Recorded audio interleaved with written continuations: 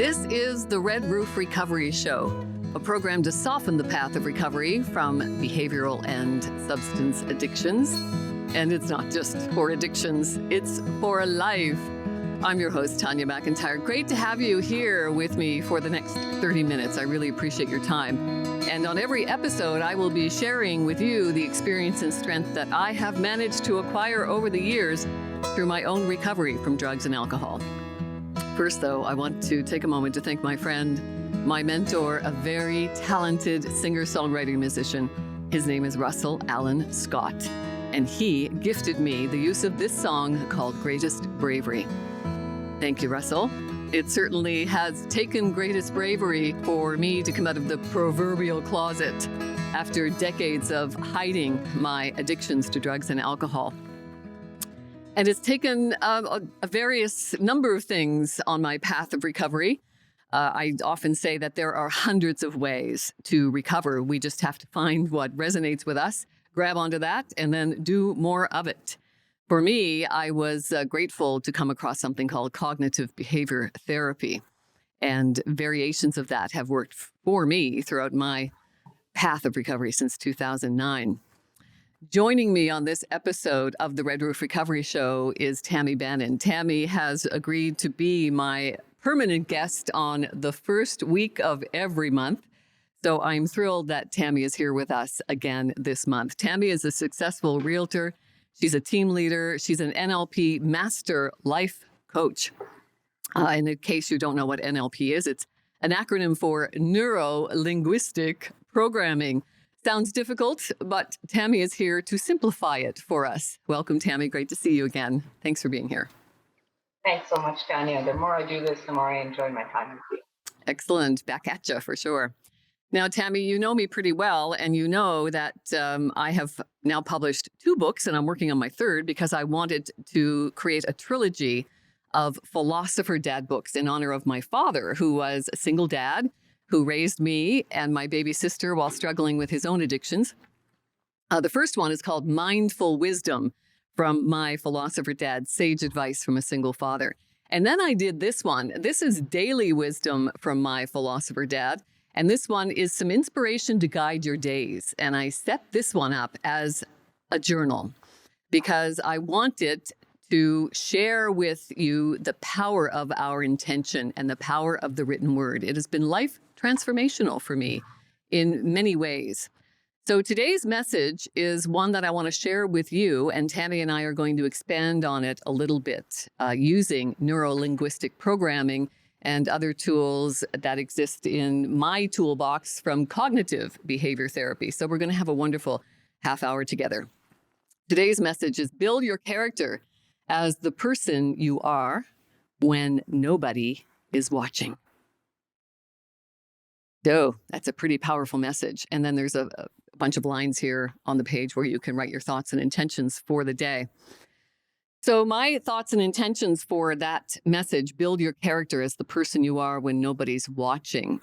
It kind of brought me back to my days as a child when building character wasn't really even on my radar because it's not something that we are encouraged to do as children.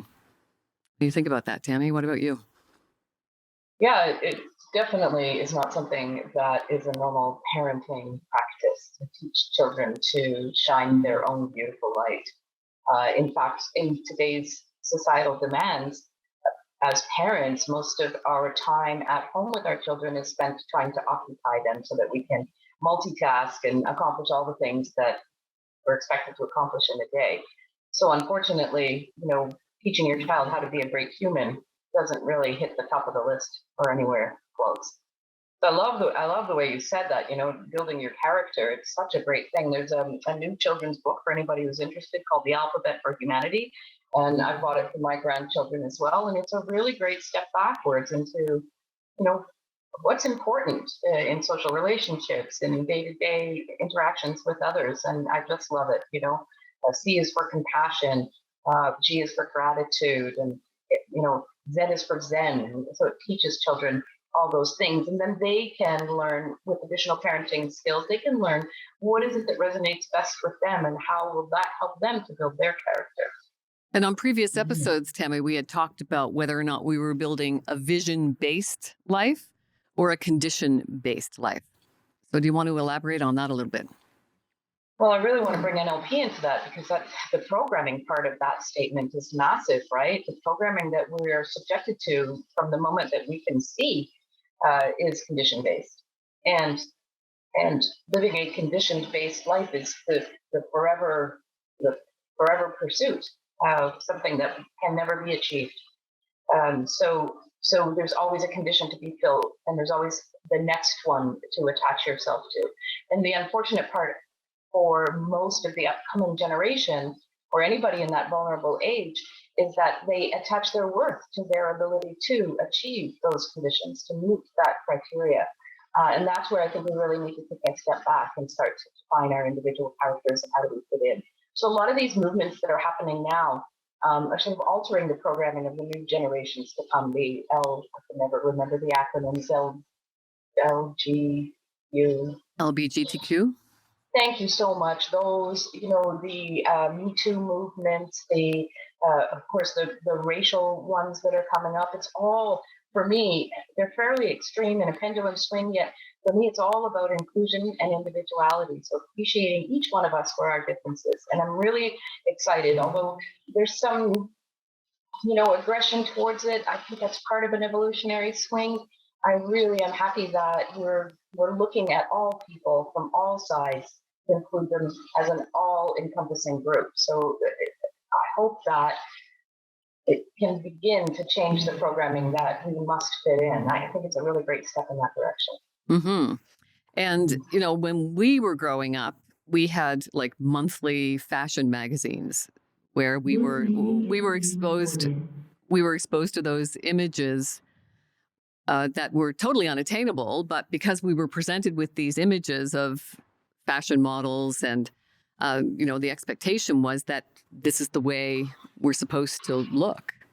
So if you were inclined to be on the heavier side as a prepubescent child, then the messages you received from those images that are unattainable, I mean, those women represent less than 1% of the female population in the world, less than 1% of the female population in the world, yet they're presented to us like it's an everyday attainable thing.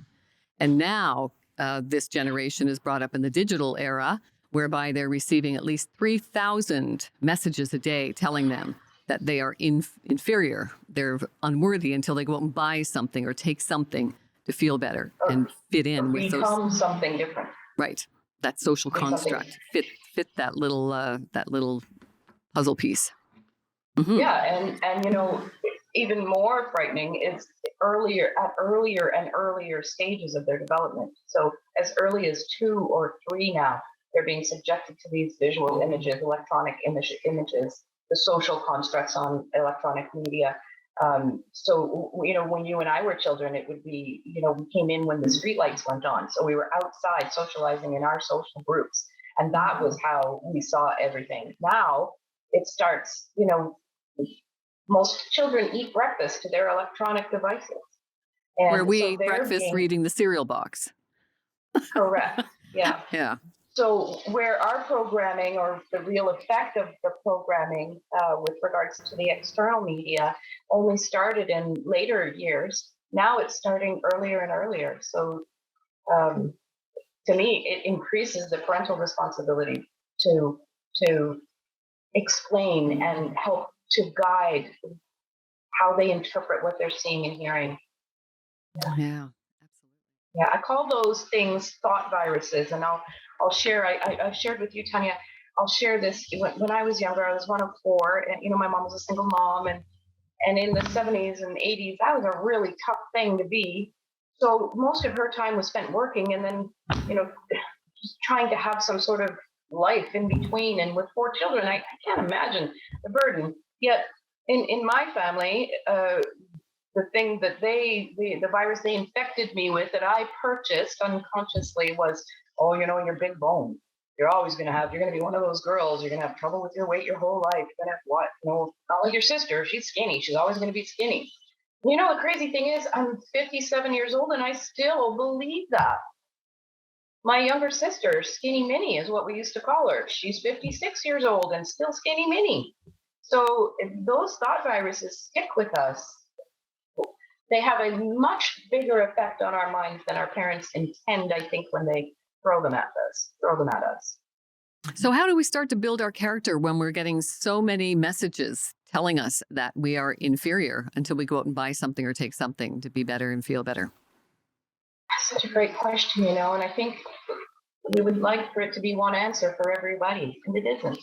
It starts, I have to say, I really want to put the responsibility back on the parents and take it out of the schools and take it out of the institutions. I want these things to start happening at the young age, and the environment that children are in at those ages are their families. So it's got to start at home. But like all the other good things we say, you give to yourself first and then to others. You put the oxygen mask in the plane on you first. Charity starts at home, and there's a lot of great old sayings that start there. And I really think that arming our parents or gifting parents with this knowledge will change a generation instantly. Instantly. That book, The Alphabet for Humanity, I mean, just learning how to be a human isn't taught. It isn't even talked about. We learn how to be a human by living up to the expectations of the social constructs out there. So it's got to start before that. It has to start before that, and it has to be in the home. It has to be in the home. We've got to start policing what's both infecting and being planted in our children's minds. But an entirely new set of priority and diligence, entirely new. So when you talk about the building of character and being reminded about what is character, what does it even mean for us? Yeah. Because I don't think children can grasp character because we're presented with images. If you're watching sitcoms or movies, those images.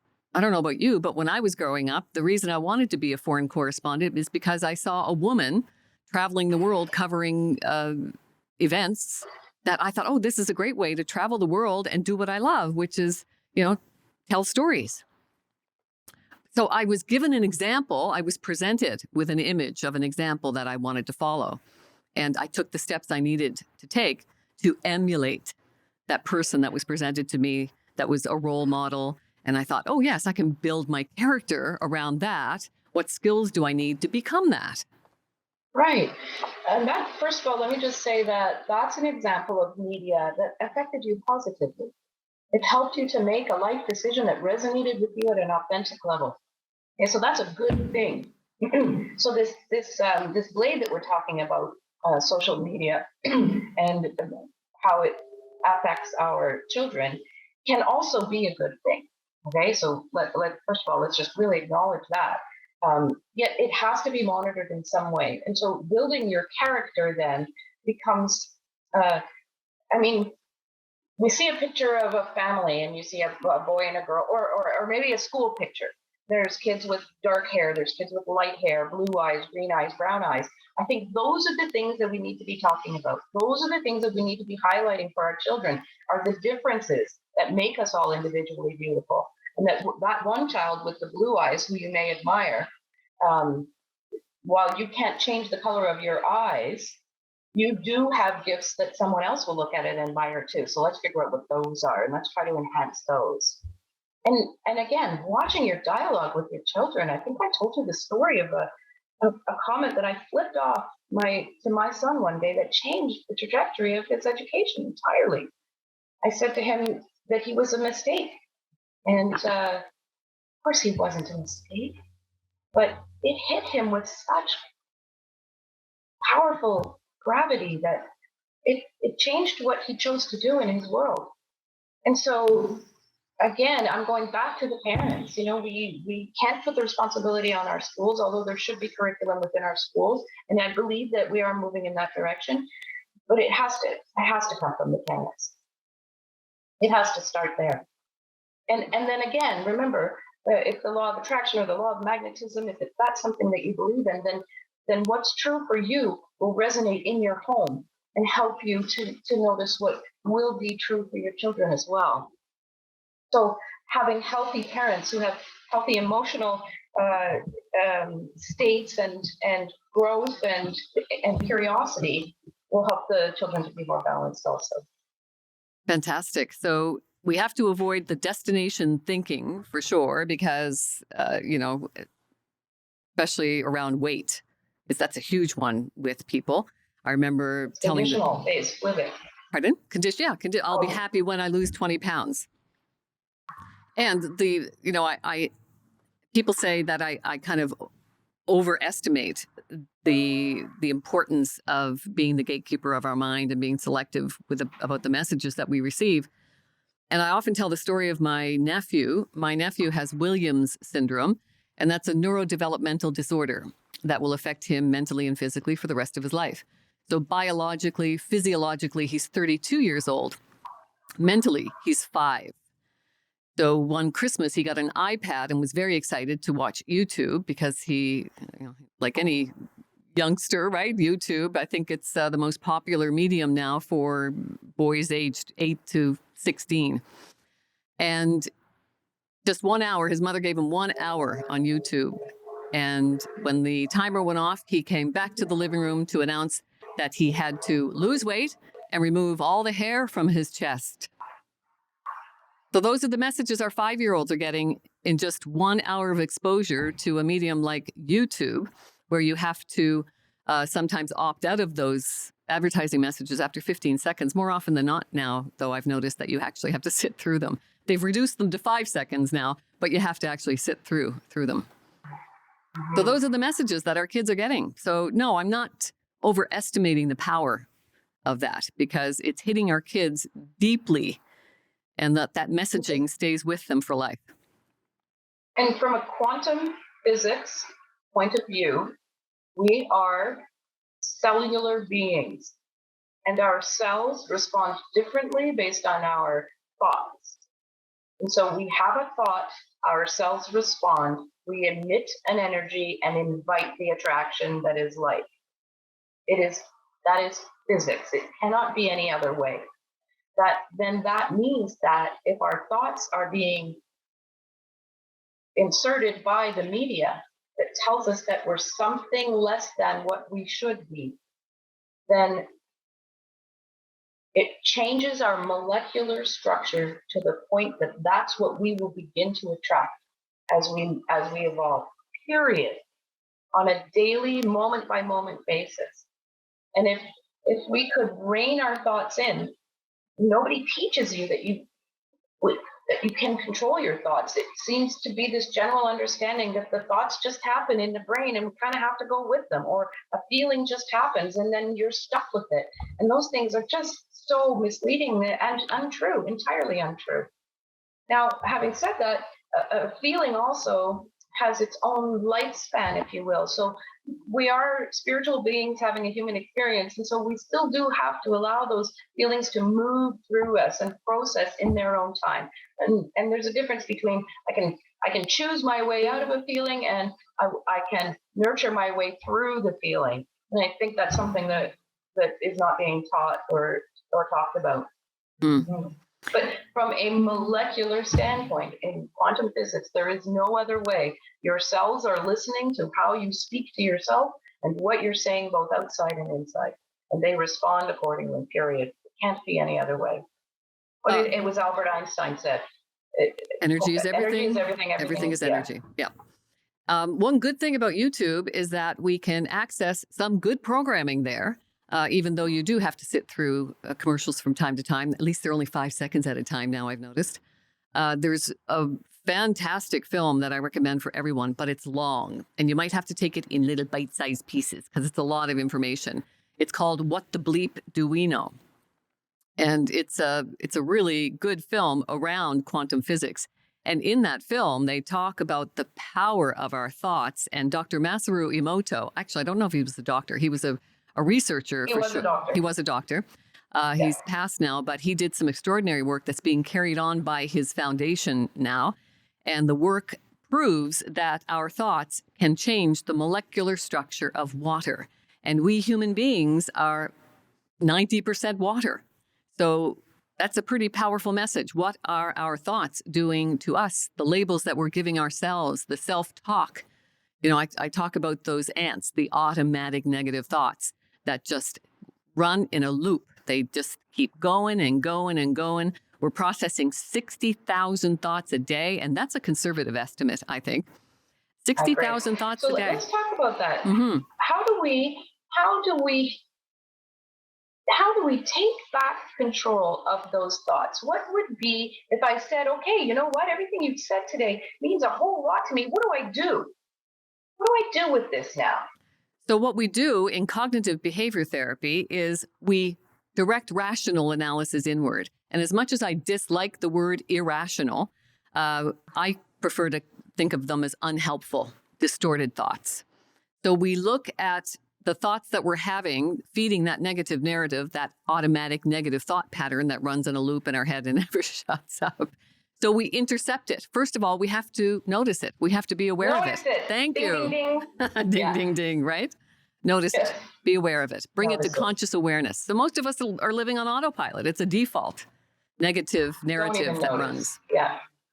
And so then once you notice it, you get to determine, is this something that I'd like to keep with me? Again, am I building my character, or is my character being built for me, right?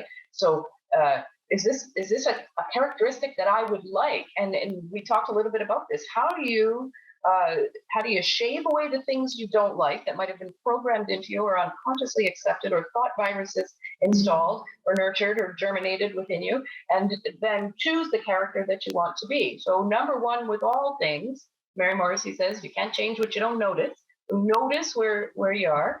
But then a fantastic exercise is, what would your eulogy sound like if you could write it? What do you want the people to say about you once you're gone? And then let that be the foundation or the platform from which you make all of your characteristic choices, behavioral choices. Yep. Yeah. I think that's a great exercise to go through. And I think I may have shared with you that I actually had a eulogy party one time, and I invited, 20 people. 3 people showed up. Who wants to talk about death and their eulogy, right? It's not an easy exercise to do. There's a great book. David Singer wrote The Untethered Soul. And he talks in that book about the Grim Reaper walking behind you at every step of life with his big, what's that thing he carries, that horrible death tool, the sheath and what is that thing called? Like a scythe. Scythe, thank you. Yeah. Oh, yes. Yeah, and he said, Clint is here trying to mouth it to me, and I'm thinking, I can't read your lips. Well, that's a tough one. If we kept in our awareness and consciousness that this Grim Reaper, if you were, was behind us all the time, and at any moment that scythe would fall and that would be the end of us, what choices would we make differently? Yet none of us, and this is universal, we will all die. None of us want to talk about it. In fact, many people develop overwhelming and disabling fears around death. And so when you have a fear about death, then you're employing what we've talked about before that NLP calls an away from strategy. And moving away from pain, away from fear, away from rejection, away from poverty, away from whatever it is that you're moving away from. And the away from strategies are never effective. Never. So if you have that awareness to determine, is this strategy away from fear, uncertainty, doubt, all those other things, or is it towards, my own authenticity, towards the residence of my essence? Is it towards happiness, joy, peace? Then that can help you to make the decision at the port for sure. Excellent. And I think it's really important to ask and answer 3 questions on a daily basis, because for me, the answers often change. And those 3 questions are, what do I want for my future? Second question is, what am I doing about it? And the third question is, how do I feel about what I'm doing about it? So it's a powerful exercise because it encourages encourages us to even look at what is it that we want for our future. It's not a question that I was ever encouraged to answer at any point in my life. So that's why I'm grateful that I found cognitive behavior therapy. So when we define what it is we want for our future, then we can be accountable with that second question. What am I doing about it? Because I can say that I want to live a sober, healthy life. And then the next question when I'm answering, what am I doing about it? Well, I'm sitting around binge watching Netflix and smoking pot all day and eating potato chips. And then the third Oh, question, you're singing my song. and then the third question is, how do I feel about what I'm doing about it? Well, clearly, I'm not feeling good about it because I'm contradicting by action what I say I want to do. So there's a little bit of a full circle accountability process there that's very helpful for me to ask and answer on a daily basis. And it's, And I mean, I know you fairly well, Tanya. I know that you're very structured and that you embrace scheduling and that it brings you comfort to know what you're going to do and how your hours will be. Listen, there are people like that, and I admire that. I'm a little loosey for that. I mean, I'm rarely late, yet I don't respect the schedule nearly as much as I've noticed you do, and it's admirable to me. But what it does for you, although, as I've said, it brings you comfort, it sets your intention. And how few of us actually set our intention for the day. When we wake up every day, we kind of just, we go on autopilot. We go to the bathroom, we brush our teeth, we whatever the routine is. Then we go to our job, and then we do the thing that we do at our job, and the day is gone. And what have you done? What have you done? What have you done to build your character? What have you done to contribute to humanity? What have you done to embrace your community? What have you done to love your family? What have you done to show up as a great person? And those are things that when you can address what your intention is for the day, you can start to incorporate in your character's desire how you want to represent yourself. Excellent. Thank you so much, Tammy. I always love conversing with you, and I'm so glad that you have committed to do this with me every month. Thank you. I feel like you're going to throw me a contract in a minute. Oh, thank you so much, Tammy Bannon. Yeah. You're an amazing woman, and you have brought so much to my life. I am forever grateful for you. Thank you. Oh, thank you. And I feel the same about you, Tanya. Excellent. If you would like to talk to Tammy, then please reach out to Tammy at tammybannon.com. She has changed my life, and if you would like your life transformed, she is the woman to talk to. So thank you all so much for hanging out with us for 30 minutes. This is always an integral part of my recovery journey, is sharing my journey with you. And I love getting the feedback from you that it is helping. That's all this is about for me, is sharing my experience, strength, and hope with you in my journey, hoping that it will help you or someone you love get through life's messiness. So as I've mentioned, some shameless self-promotion here. I've authored 2 books. I'm working on my 3rd. And this is a favorite with people. My first one was Mindful Wisdom from my philosopher dad, which reflected a lot of the wisdom that came from my philosopher dad. But this one is a big hit with people, this daily wisdom, right? Because it's got the inspirational daily message that kind of gets the whole wheels going for you. So please consider buying those on Amazon.ca, won't you please? And then go and leave me a 5-star review. That's always fun. So thank you again for being here. It means a lot to me. My wish for you is to always live well, laugh often, love always, be mindful, stay positive, be the gatekeeper of your mind.